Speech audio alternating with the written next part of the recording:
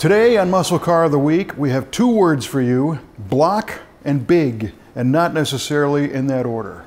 We're talking about big block engines.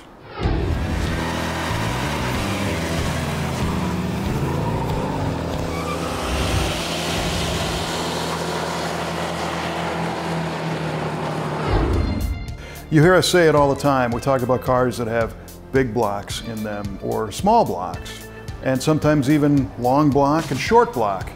Well, we get feedback from viewers who leave comments. Sometimes they ask, what are you talking about? What's a big block? What's the difference between a big block and a small block? What is all this nonsense? So today, we're looking at some of the baddest big blocks from the Brothers collection and explaining a little bit about what those engines are. So what is a big block V8 engine?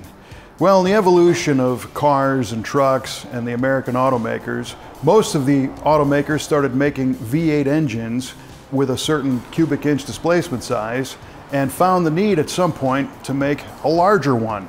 So the only way to make an engine bigger is to increase the bore and stroke, giving a larger cubic inch displacement.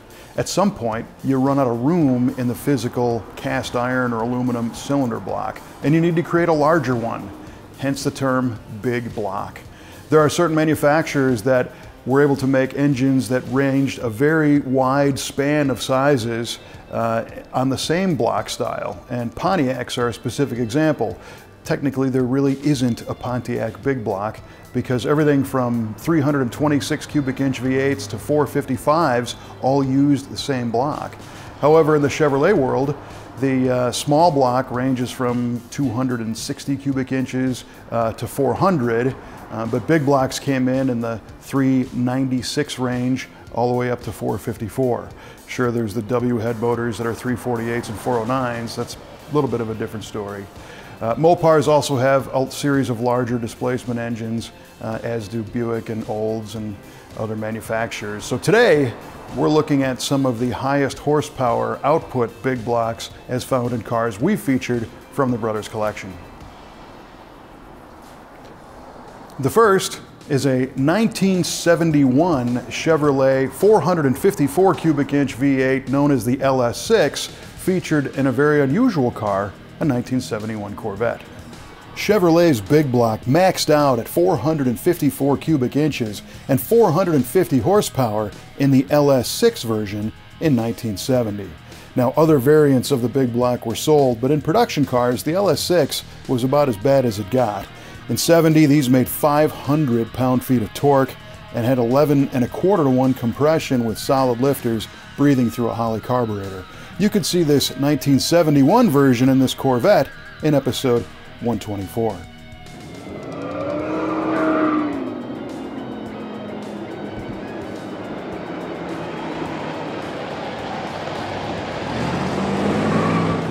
Next is a big block Ford engine, a very special one called the Boss 429. The Ford Boss 429 was an interesting engine because Ford already had a 427 and a 428, and now the 429. So what's the deal? Well, the 429 is part of the 385 series of engines, which equated to the length of the stroke of this new block when built to 460 cubic inch variants as found in the Lincoln in 1968. But for racing, Ford used the 429 block with a very special set of O-ringed cylinder heads that had a crescent moon-shaped combustion chamber and this very large valve cover, and called it the Boss 429. You can learn more about this engine and this car in episode 123 of Muscle Car of the Week. Now, you can't talk about big block engines without referencing the elephant engine itself, the 426 Chrysler Hemi. Well, in this case, we've got a great car to feature it in, a 1968 Dodge Charger found in the Brothers collection. And this is a variant of the Street Hemi, as we're looking at in this 1968 Dodge Charger. The street Hemi made 425 horsepower, 490 pound-feet of torque, and it had cross-bolted main caps and high compression, and breathed through two 4-barrel carburetors. These engines were very famous not only in drag racing but also in NASCAR because of their hemispherical shaped cylinder head and large valves and the ability to move tremendous amounts of air, which made them great on super speedways. You can see more about this engine and this beautiful 68 Charger in episode 154. Luxury cars also got big block engines, which sometimes turn them into high-performance muscle cars, like this next one, a 455 cubic inch Stage 1 V8 found in the Buick GSX. Buick's big 455 cubic inch V8 was designed to have a lot of torque to move Buick's big luxury cars around. But by changing a couple of things, all of a sudden Buick found they had a very high-performance engine on their hands. And there's some unique features of the 455 that are worth noting. First, it's got an over-square design, where the bore is bigger than the stroke, which is unusual for big block engines. Next, the Stage 1 option added a better camshaft, a recurve distributor, larger valves in the cylinder heads, and an improved performance carburetor, pushing the power output to 360 horsepower, but an amazing 510 pound-feet of torque. Another cool feature is the block is a thin wall casting, which means this is actually far lighter than the big block Chevy engine and only a few pounds more than a small block Chevy. You'll find more details in episode 184 of Muscle Car of the Week.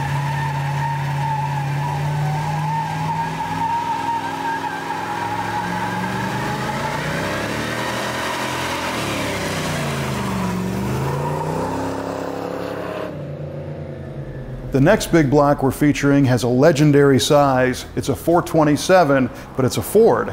It's called a 427 side oiler, and we've got one in a 1967 Shelby found in the Brothers collection. Now this is a member of the FE series of engines, which stood for Ford and Edsel, and the 427 side oiler was an iteration of the 427. Ford's 427 was designed to be a high-performance engine from day one in the early 60s, but they quickly realized that in NASCAR, at high RPM use for a long period of time, the oiling system was starving out the crankshaft.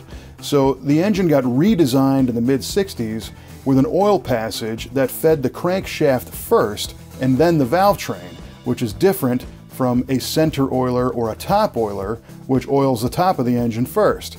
As soon as Ford created the side oiler and fed the oil to that crankshaft, these engines became far more bulletproof and really came on strong. You can see more of this particular engine in a car it was never installed in from the factory in episode 179 of Muscle Car of the Week. And as a bonus, although we said that there technically is no Pontiac big block, we're a huge fan of the Ram Air 4 400 V8 found in this beautiful 1969 Pontiac GTO convertible. The Ram Air 4 was special. It had very special cylinder heads with taller intake ports and bigger valves. They had a special camshaft that had a really long duration and high lift, different rocker arms, different engine hardware, all kinds of cool things to make this a high revving, high power engine. Even though it's technically not a big block, we wanted to throw a little sunshine towards our Pontiac friends.